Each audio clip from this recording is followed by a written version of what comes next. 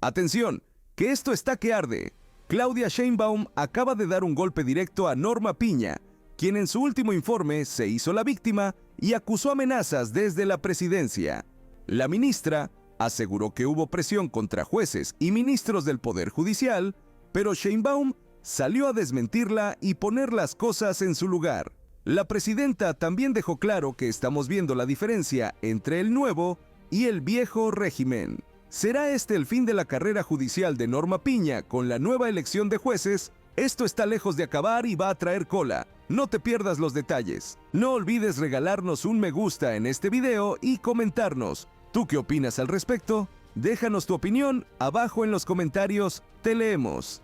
Gracias, presidenta. Adela Escobar, de Proceso. En primer lugar, bueno, pues sabemos, ayer se dio, por supuesto, el último informe de la ministra presidenta Norma Piña, en el que, bueno, ella habló de una serie de situaciones que tienen que ver con, que derivaron en la reforma al Poder Judicial. Una de ellas, lo que ella menciona, es que fue derivada de estigmatizaciones, de persecución, de amenazas a jueces, sobre todo a quienes no estaban o quienes emitían fallos que contravinieran el interés en específico del gobierno federal.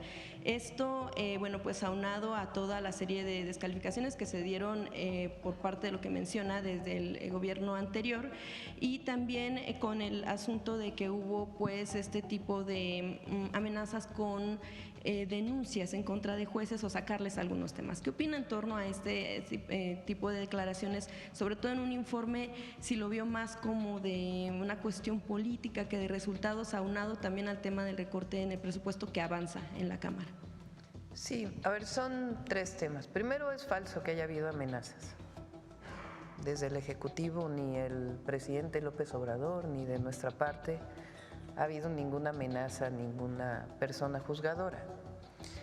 Lo que es importante es que una persona que trabaja en el Poder Judicial, particularmente jueces, juezas, magistrados, magistradas, ministras y ministros, también son servidores públicos y requieren transparencia. No se puede, por un lado, estar defendiendo el INAI por la transparencia y, por otro lado, ser oscuros en las decisiones que se toman en el Poder Judicial. Lo que sí se ha hecho es hacer pública algunas decisiones que se toman, que deben ser públicas y que se manifiestan en la mañanera, de casos en donde, por ejemplo, se dan amparos a delincuentes de la delincuencia organizada. O casos, por ejemplo, que mantuvieron durante meses y meses y meses para poder determinar una resolución de la Corte por intereses personales o mercantiles. O casos en donde la Corte decidió legislar contrario a todas sus funciones establecidas en la Constitución. Entonces, en realidad, el fondo es que el Poder Judicial, y particularmente una parte de los ministros y ministras de la Corte, pues representan el régimen de corrupción y privilegios que había antes. Y eso es lo que están defendiendo. Y ahora, pues la transformación llegó también al Poder Judicial por voluntad del pueblo de México. Porque las personas que dicen que el pueblo de México no sabía que al dar los votos a diputados, diputadas, senadores, senadoras del movimiento de transformación, que el pueblo no sabía que eso iba a implicar un cambio en la Corte, pues están muy equivocados. Claro que el pueblo lo sabía y por eso votó así. Entonces, pues lo que hay es la defensa del viejo régimen frente a un pueblo consciente, activo, empoderado, en el sentido de que sabe lo que representa la historia y el mantenerse unido con la transformación que representa pues el nuevo Poder Judicial que se va a formar. Y a diferencia de lo que dicen nuestros detractores, los adversarios políticos o la propia ministra, la presidenta de la Corte, de que esto va a representar menos autonomía, que no va a haber Estado de Derecho. Es todo lo contrario. Ahora va a haber autonomía del Poder Judicial, por una sencilla razón: van a ser electos o elegidos por el pueblo. Si lo he dicho varias veces, lo dije en mi toma de protesta, si el objetivo hubiera sido que la presidenta controlara la Corte, pues hubiéramos hecho una reforma como la que hizo Zedillo, en donde desapareció la anterior Corte, nombró a nuevos ministros y ministras que fueron nombrados pues prácticamente por él, en un acuerdo entre el PRI y el PAN, que ese acuerdo viene pues desde el periodo de Salinas o antes, pero particularmente. Entonces lo que hay es dos proyectos de nación: uno, regresar al régimen de corrupción y privilegios, y otro, avanzar con la transformación. Entonces, ¿qué está defendiendo ayer con su informe? Pues el viejo régimen. Entonces es falso que haya amenazas. Eso, lo que sí es que tiene que haber transparencia en el actuar de las y los jueces, y también los primeros que tienen que cumplir con la Constitución son ellos. Los primeros que tienen que cumplir con las leyes son ellos. Y no se puede estar utilizando la ley de amparo para liberar delincuentes, incluso la delincuencia organizada. Entonces, cuando se hace público eso y se denuncia al Consejo de la Judicatura, pues no es ninguna amenaza, es sencillamente decir lo que está pasando y acciones que no son acordes con la ley de las y los jueces, pues que también puedan ser sancionadas. Por eso ahora se está planteando el Tribunal Judicial, exactamente. En algún momento incluso la ministra también había tocado el asunto de que en el anterior sexenio, en el del expresidente Andrés Manuel López Obrador, se tenía la intención de que el ahora exministro Arturo Saldívar se mantuviera 2 años más para que alcanzara pues el tiempo del sexenio empatado, y para que se pudiera tener injerencia desde el Ejecutivo en la Judicatura. No sé si el exministro hiciera algún comentario, sobre todo porque en algún momento también se le quería llevar a juicio, bueno, llevar un procedimiento en contra de usted por algunas declaraciones incluso que se dieron en el anterior sexenio, y lo que apunta hacia usted desde la propia ministra presidenta hoy todavía. Pues el propio ministro renunció a los 2 años adicionales, si recuerdan. O sea, él mismo, cuando se quería hacer este cambio, él dijo: no, yo no estoy interesado. O sea, es la mejor respuesta que se puede dar. Gracias, presidentas. En otro tema, también desde el sexenio anterior aquí pues escuchamos muchas veces, y sobre todo al final, sobre todo lo que tiene que ver con una trama, una red de factureras y empresas irregulares que tenían quienes fueron colaboradores de Genaro García Luna, hoy sabemos preso en Estados Unidos, condenado por temas de vínculos con el narcotráfico. Pero estas redes e irregularidades pues han alcanzado a quienes incluso hoy todavía están en el servicio público, en específico tiene que ver con gobernadores, o que han alcanzado a las familias de los mismos. De acuerdo con investigaciones de la propia Fiscalía en el caso de Nuevo León, se registran algunas maniobras que involucran a familiares del gobernador Samuel García. El vínculo es la firma Lergar, de la cual es accionista mayoritaria Rosario Asenat, la media hermana del gobernador, como le mencionaba, que alcanzan a redes que tienen que ver con familiares o en algunos casos directamente. Esta firma también involucra a Víctor Manuel Álvarez Puga, quien sabemos que en el gobierno de Enrique Peña Nieto pues cometió delitos y hoy es prófugo de la justicia. Uno de los operadores de esta red que le menciono, de Álvarez Puga, por la cual está vinculado, es su primo Fernán Pavia, fuga. Es fiscalista socio de las empresas a las que Lergar habría transferido enormes cantidades de dinero. Incluso, bueno, pues también llama la atención que esta empresa tiene más gastos que ingresos, por eso también el tema de la investigación en la Fiscalía. Otro elemento, bueno, pues por mencionar algunas de las cosas, es que en algunas de las operaciones o transferencias fue a una de las empresas que ha tenido esta empresa, fue a una de las empresas fantasmas relacionadas también con con una red que se va tejiendo y que muchas apuntan hacia Genaro García Luna. Hay miles de transferencias que pueden dar pues cuenta de este tipo de cosas.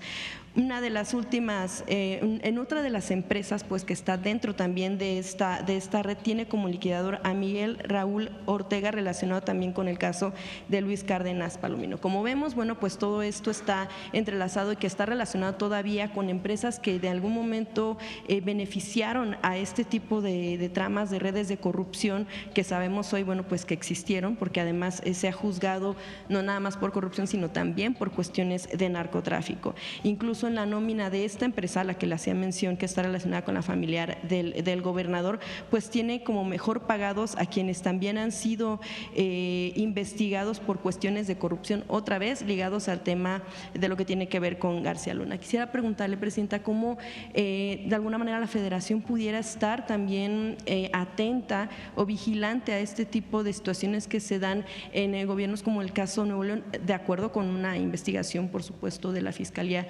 Estatal, y que pudieran, no sabemos si todavía pudieran estar beneficiando a estas personas que o son prófugas o que ya han sido condenadas por cuestiones tan graves, y que además, por supuesto, lo que vemos es definitivamente estarían relacionadas también con el tema de que estarían financiadas por el erario en alguna parte, porque en algún momento también la revista Proceso ha dado cuenta de algunas de las empresas que han beneficiado al gobernador y a sus propios familiares. ¿Está la Federación atenta a este tipo de vigilancia? ¿Pedirá información a la Fiscalía Estatal para ver de qué está tratando, sobre todo por el cuidado al presupuesto público?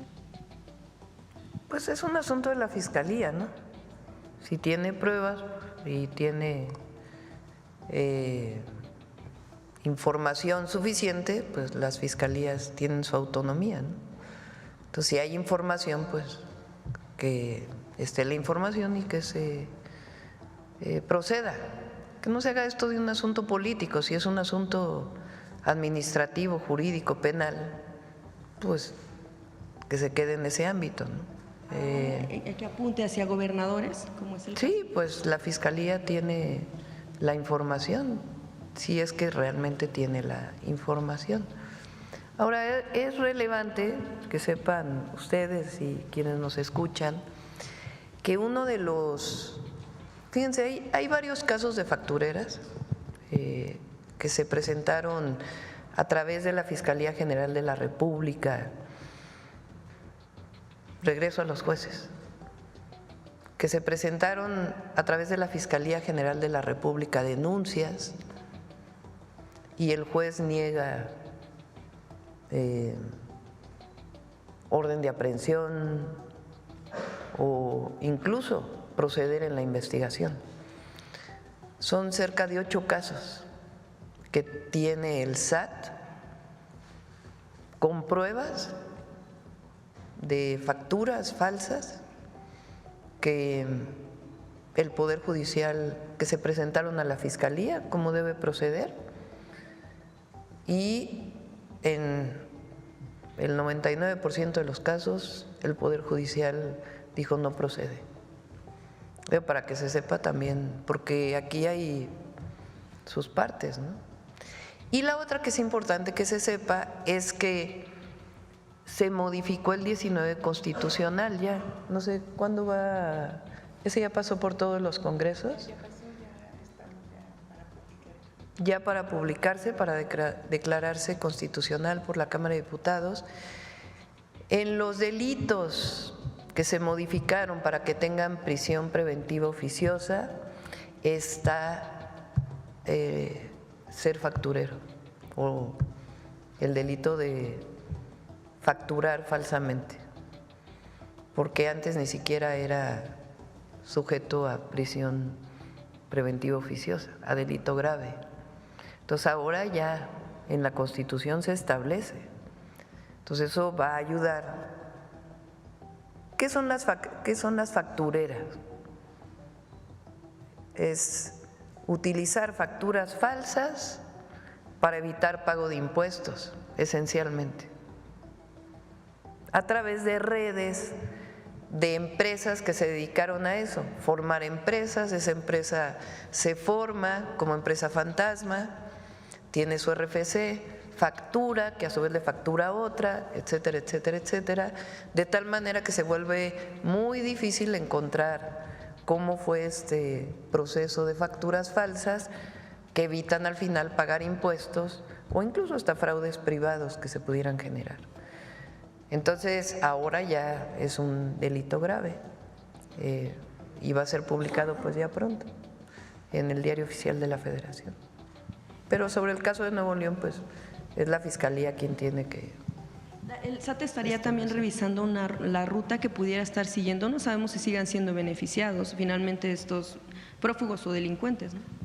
En cualquier caso, el SAT tiene mecanismos de estar permanentemente haciendo auditorías, o si brinca en un área algún tema de alguna factura que no es real, inician las investigaciones para desarrollarlo. Una vez que tienen las pruebas, presentan la denuncia ante la Fiscalía General de la República. Gracias, Presidenta. Y finalmente, bueno, pues lo que tiene que ver con un tema que se había quedado, pero que pudiera más bien no pasar desapercibido. Hace algunos días ya el gobernador Javier May había hablado de que en su gobierno no iba a haber pactos con la delincuencia. Después, bueno, pues al ser cuestionado sobre esta situación, él explicaba que lo decía porque en anteriores gobiernos estatales en Tabasco, pues se había abierto la puerta a cuestiones delincuenciales, a pactos, a cuestiones que están derivadas incluso con anteriores gobernadores. En este caso, bueno, pues sabemos que algunos de esos anteriores gobernadores, pues Adán Augusto López y también Carlos Manuel Merino. May lo que dijo es que en su gobierno pues no es que hubiera más delitos que antes, sino que tal vez antes no se hablaba tanto, se escondían cifras, o que hubiera un pacto para que de alguna manera pudiera estar pues un tanto tranquila la situación en el estado. De hecho, él parte de lo que dijo es que todos saben que era Vox Populi, que quién comandaba la barredora en esa entidad, incluso lanzó la pregunta o no lo sabemos.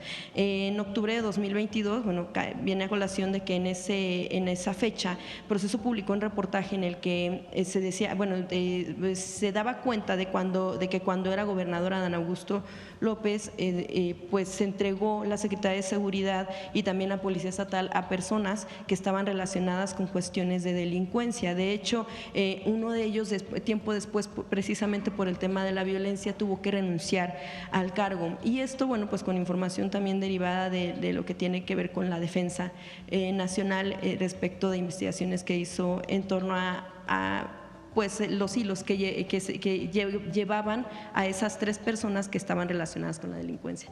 Yo quisiera preguntarle, Presidenta, si en efecto, bueno, pues ustedes como gobierno federal, como ejecutivo, tienen información del origen de este tipo de situaciones de violencia que se dan, sabemos que en varios estados, pero en este caso, como se habían dado algunos actos de violencia en Tabasco. ¿Qué respuesta daría a este tema de los pactos, de si habían anteriores gobiernos, de qué tan lejos estaban esos gobiernos actualmente? ¿Y qué pasa con la diferencia, por ejemplo, que menciona el gobernador May, de que antes había y que ahora le toca a él y decir, pues no hay pactos, pero pasan esas cosas?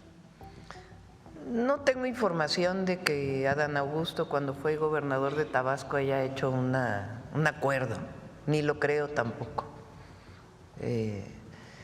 Lo que sí hubo en el sexenio anterior, ya con Merino como gobernador, es que él toma la decisión cuando empiezan a subir los delitos en Tabasco de separar al entonces secretario de Seguridad. Y después se abren distintas investigaciones, que en todo caso, si las investigaciones llegaran a algún servidor o alguien que fue funcionario público, pues se procedería.